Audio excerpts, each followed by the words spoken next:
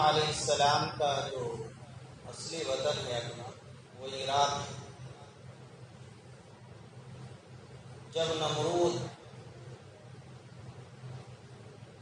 کی ظلم و زیادتی سے حضرت ابراہیم علیہ السلام پریشان ہو گئے اور اپنے قوم سے بھی مایوس ہو گئے کہ ایمان لانے والے نہیں ہیں، تو حضرت ابراہیم علیہ السلام نے ہجرت کا ارادہ فرمایا۔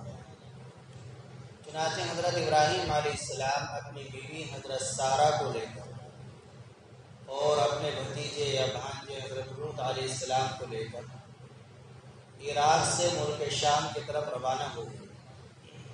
اس آیت شریفہ میں پہلے میں یہ ذکر ہے وقال انی ذاہب الی ربی سیہدین۔ جب حضرت ابراہیم علیہ السلام نے عراق چھوڑنے کا ارادہ فرمایا تو اس وقت یہ فرمایا تھا انی ذاہب الی ربی سیہدین، میں اپنے رب کی راہ میں جا رہا ہوں، میرا رب ہی مجھے صحیح جگہ پر لے جائے گا۔ تو حضرت ابراہیم علیہ السلام ملک شام کے ایک شہر حرہ میں پہنچے، پھر حرہ سے حضرت ابراہیم علیہ السلام اور ان کی بیوی حضرت سارہ یہ حلب میں پہنچے جو ملک شام کا مشہور معروف شہر ہے۔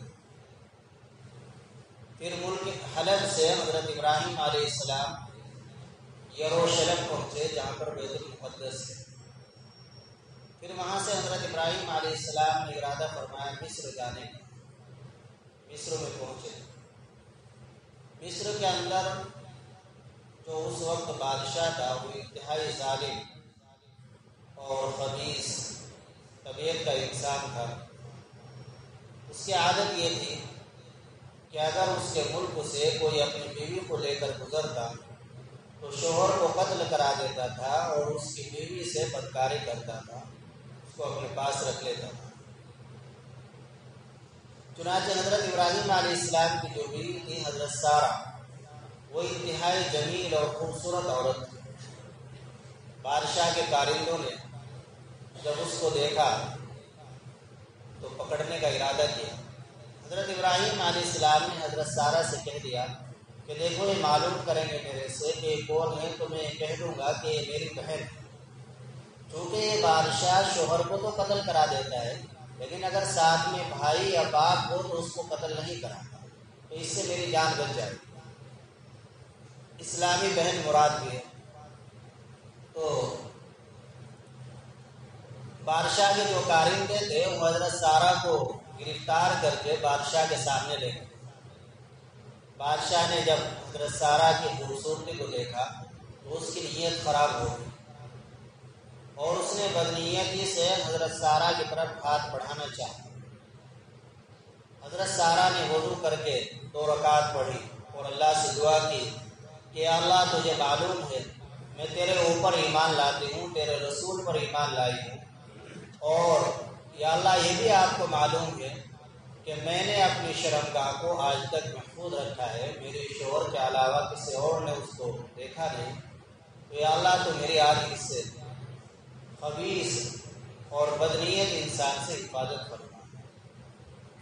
حضرت سارہ کی دعا کا یہ اثر ہوا کہ وہ ظالم بادشاہ غشی کھا کر زمین پر گر پڑا اور زمین پر ہاتھ پیر مارتا رہا اور موت کے قریب ہو گیا۔ حضرت سارہ کے دل میں خیال آیا کہ اگر یہ مر گیا تو اس کا الزام میرے اوپر عائد ہوگا، تو اللہ سے دعا کی کہ یا اللہ اس کو ٹھیک کر دے، اگر یہ مر گیا تو یہ میرے سر لگ جائے۔ چنانچہ وہ ٹھیک ہو گیا۔ پھر اس نے بری نیت سے حضرت سارہ کی طرف ہاتھ بڑھایا، پھر یہی حشر ہوا کہ زمین پر گرا اور زمین پر ہاتھ پیر مارتا رہا۔ 3 مرتبہ یہی واقعہ پیش آیا، 3 مرتبہ وہ زمین پر گرا، پھر حضرت سارہ نے دعا کی، ٹھیک ہو گیا۔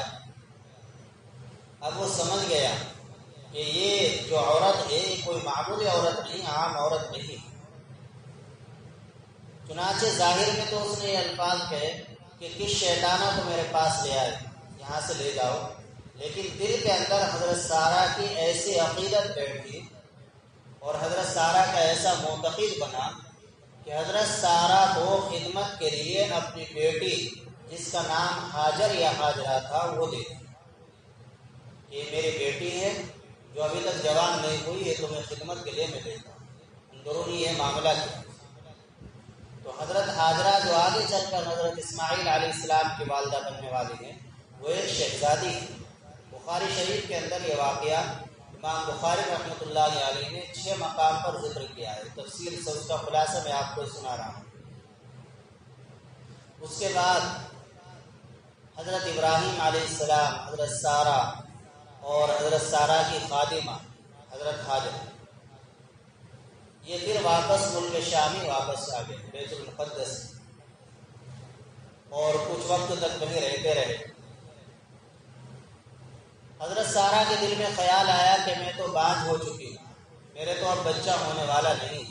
50-60 سال سے شوہر کے ساتھ رہ رہی ہوں، ابھی تک بچہ نہیں ہوا، تو میں تو بانجھ ہوں. اور یہ میری جو خادمہ ہے ہاجرہ یہ جوان ہو چکی ہے، بالغ ہو چکی ہے، تو مناسب رہے گا کہ میں اس کا نکاح اپنے شوہر ابراہیم سے کراؤں.